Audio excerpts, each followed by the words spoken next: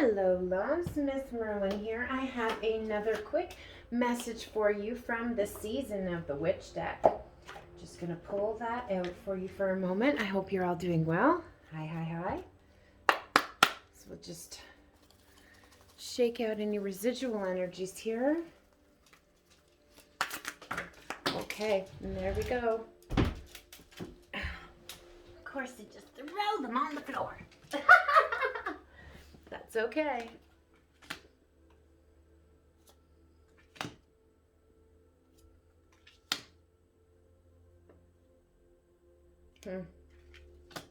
Okay. Now, this deck does not have an index, so bear with me while I look these up. Just going to check with the book because these are very important messages. I don't want to miss anything of super importance here, okay? So, the first one we have is the journey, which I'm noticing is on page 101. You need to trust the process. You cannot skip past any lessons, trials, triumphs, or hardships that come with this unique path. Each little step is an important milestone and has something to offer you. It may not seem like it at the time. It can be hard to see the sun when the clouds surround you. But no, dear one, your journey is just as it needs to be at this moment. The discovery comes in moments when your back is up against the wall and you're forced to find out creative ways to leap out of danger, or when you're facing a tough opponent and have to conjure up more strength than you ever thought you had to win. Though make no mistake, failures and mistakes have their gifts too. Failures teach us what we need to avoid. They're often traumatic to make sure the lesson sticks. As a great mentor often says, that's just the cost of your growth. Your failures and mistakes are investments that you make in yourself. They cost you now, but will save you more than you can imagine over the long journey ahead. Try to find one lesson learned a day. We often overlook happenings from our lives, giving it up to good or bad fortune. The truth is that each day holds little gifts, lessons, and miracles. Seeing life from this perspective helps you enjoy the path. You focus less on where you're going and more on enjoying what's immediately in front of you.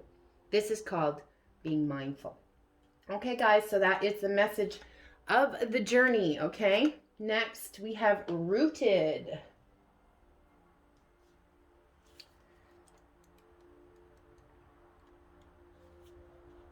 Grounding and connection. To be grounded is to dig in deeper, to connect with your desires and feel into your body, into the physical around you. Being present and aware. So again, they were telling us in this card to be present and aware and in the moment.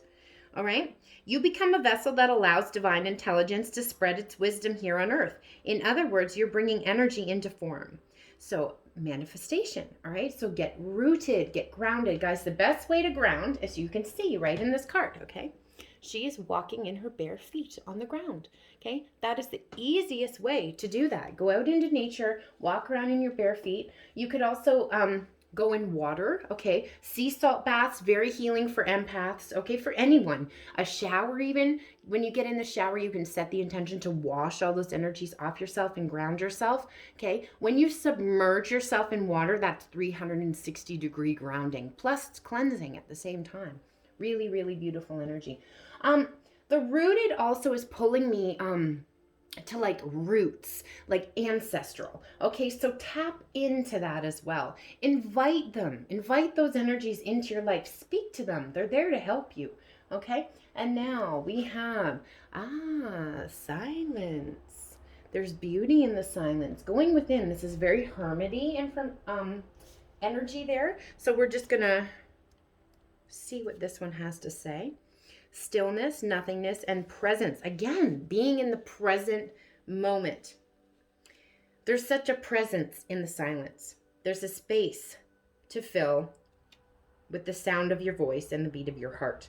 This is a space where all of creation is free to roam wild. Stillness is the presence of nothing and the potential for everything. If silence has paused in your spread, take this opportunity to be still. This card is a reminder to spend time each day to clear your mind. So going into meditation and contemplation, guys, the answer to your question will come to you when you stop searching for it and allow the solution to be presented to you. So, again, stop trying so hard to figure it out. Go into meditation and allow the answers to come to you, okay? There's no need to rush your situation, even if you feel like you must. Allow yourself to remove your expectations of the situation you're inquiring about.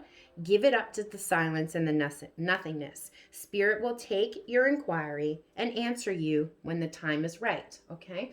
All right, so let go of timing expectations there too, guys.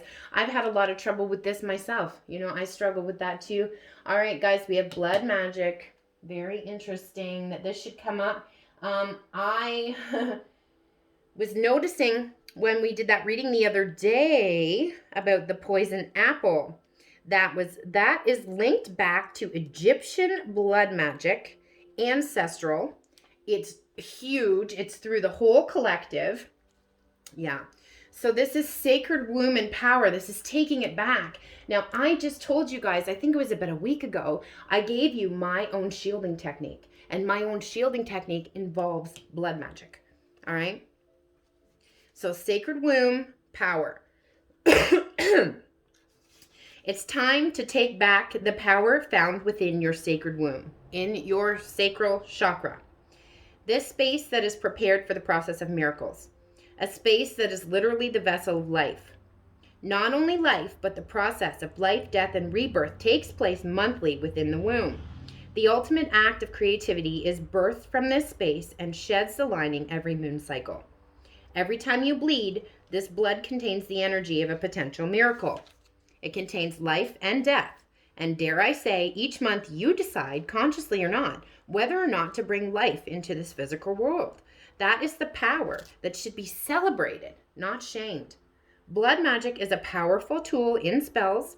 When you've pulled this card, know that you're being guided to connect to the sacredness of your womb. Feel the fire of that energy and move it through your womb space. You do not need to have a physical womb or be a woman in gender to embrace this energy, nor do you have to have a menstrual cycle. You can connect to the power found within your sacral chakra by merely asking it to be present. However, there are many ways to dive into this healing space of the sacred bowl. Dancing, movement, art, creativity are a couple of ways. And of course, there's blood magic, though there's countless more ways. Begin your journey of healing, supporting, and nourishing your sacred womb space today. Okay, guys? Beautiful. And then we have the underworld. Here, we're going to finish off with that. Persephone energy coming through with this. Hecate. Hecate is one of my patron goddesses. I just honor you really quickly there. My beautiful Hecate. Okay, so transition and judgment. Okay, see, if you're noticing this here, there's 3.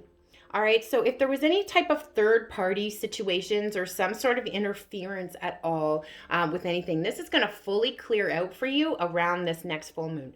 The next full moon is in the sign of Aries. I believe it's September 30th, October 1st-ish, depending where you are in the world. All right? So, it is often said that how you live your life will determine the abundance in the next. Those who go through life with loving, kind hearts will find prosperity and great love in the next. Those who are cruel will find themselves in lives of hardship and trauma. Karma, guys. Karma. The message of the card is about transitions. It's about moving out of the old and into the new way of living. So, moving from 3D matrix to 5D consciousness, guys. I love this. We're all on a transitional period. We've been clearing out the baggage for a long time because it takes time to clear away the old ways of doing and thinking that make up our very ways of life. But it's time to finally step through the threshold into something new and different. This can be scary because it does mean something has to die off so that your new life can thrive. But you're more than prepared to handle this new path now, or else it would not be presented to you as an opportunity. Embrace the change, loved one. And I happened to notice that when I threw the dice, the 5 came up. And 5 is all about change, okay? Death and rebirth, Scorpio energy here. Beautiful. I was just talking about that Aries full moon coming up. We have Aries coming through here. We also have Cancer coming through. So you might be dealing with a water sign or have that in your own personal chart. Okay, or you don't have to.